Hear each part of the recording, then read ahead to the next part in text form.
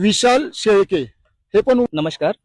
आपण या 8 वर्षापासून एक जरब्यामध्ये राहत आहे आणि मी एक सर्व रहिवाशांचा एक प्रॉब्लेम महसूस केलेला आहे की जसं की आपण सोसायटीमधून बाहेर पडण्यासाठी पब्लिक ट्रान्सपोर्टच्या सेवा खूप कमी आहे इथे.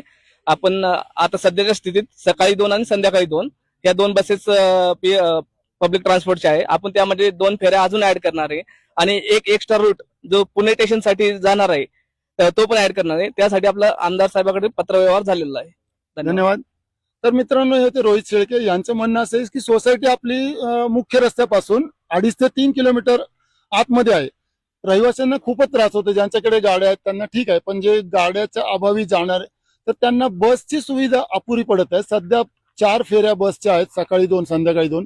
त्या फेऱ्या वाढवणार आहेत. आपण भेटणार